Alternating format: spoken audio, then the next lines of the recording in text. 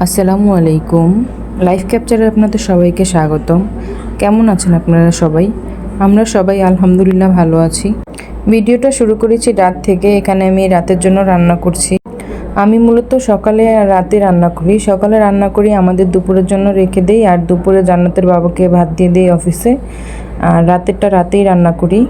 তাই বলে এই না যে দুপুরে ছুটি, দুপুরে আবার রান্নাঘরে আসতেই হয় বাচ্চাদের জন্য টিফিন করতে।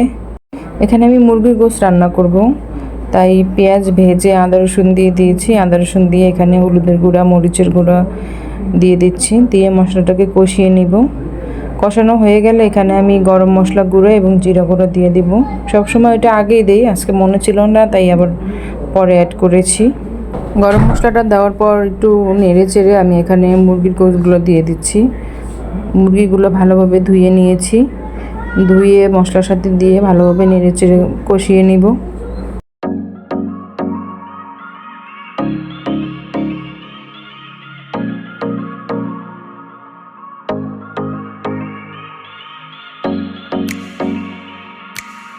কষানো হয়ে গেছে, এখানে আমি আলু কেটে নিয়েছিলাম, আলুগুলো দিয়ে দিচ্ছি, দিয়ে নেড়ে চেড়ে আবার ভালোভাবে কষিয়ে নিব।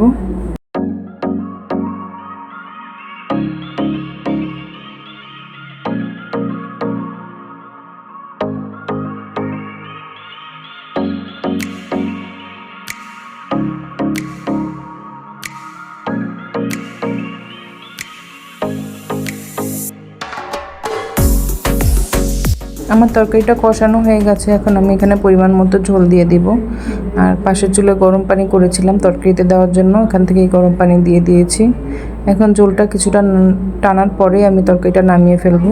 এখানে আমি ঢেঁড়স ভাজি করব, তাই এখানে চিংড়ি মাছ, পেঁয়াজ এবং মরিচ আমি একসাথে তেলে ভেজে কষিয়ে নিয়েছি। এগুলো বড় চিংড়ি মাছ আমি ছোট ছোট করে কেটে নিয়েছি, নিয়ে আমি এখন ঢেঁড়স ভাজি করে নিচ্ছি। এভাবে ঢেঁড়স ভাজি করলে খেতে খুব মজা হয়। আর এটা হচ্ছে রাতের বেলা আমি মালাই চপ মিষ্টি বানিয়েছিলাম, ভাবলাম আপনাদের সাথে শেয়ার করি। এখানে আমি 1 কাপ পরিমাণ গুঁড়ো দুধ নিয়েছি, আর ওখানে হাফ চা চামচ বেকিং পাউডার নিয়েছিলাম, আমার মেয়ে এসে ঢেলে দিয়েছে। আর এখানে 2 চা চামচের মতো ঘি দিয়ে নিচ্ছি। ঘি, গুঁড়ো দুধ আর বেকিং পাউডার আমি একসাথে মেখে নিব খুব ভালোভাবে।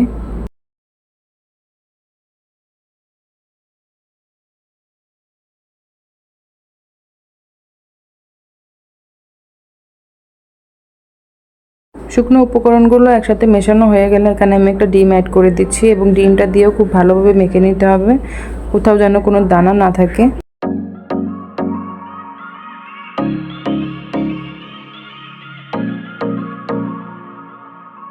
আর ডিম দিয়ে ডোটা মাখানোর পর ডোটা একটু নরম থাকে, 5 মিনিট রেস্টে রেখে দেওয়ার পরে ডোটা আবার শক্ত হয়ে যায়, তখন খুব ভালোভাবে মিষ্টির শেপগুলো দেওয়া যায়। এখানে আমি হাতে ঘি লাগিয়ে সবগুলো মিষ্টি শেপ দিয়ে নিচ্ছি। আমার ডোটা খুব ভালোভাবে মাখানো হয়ে গেছে, এখন আমি গোল গোল করে মিষ্টি শেপ করে নিচ্ছি। যার যেরকম পছন্দ, ছোট বড় সেরকম করে নিতে পারে, আমি একটু বড় করেই নিয়েছি।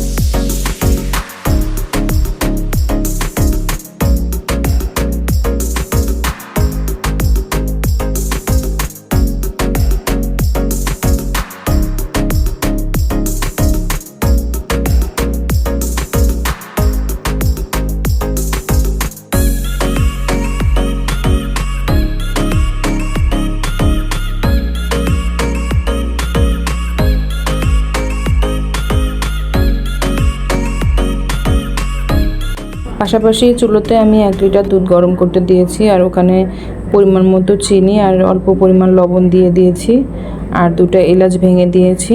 চিনির পরিমাণটা একটু বেশিই দিতে হয়, কারণ এটা মিষ্টি, মিষ্টি তো মিষ্টিই হবে। আমি আর চিনির পরিমাণটা বললাম না, আপনারা যে যেমন মিষ্টি খান সে ওরকমই দিয়ে নেবেন।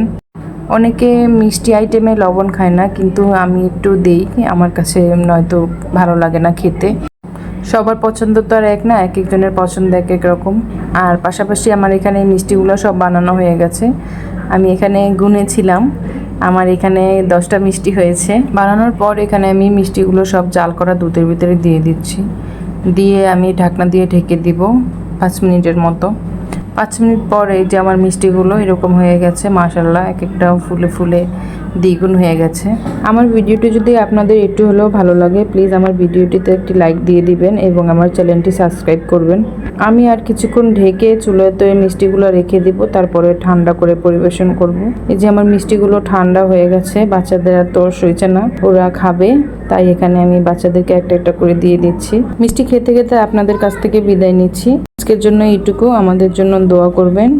আসসালামু আলাইকুম।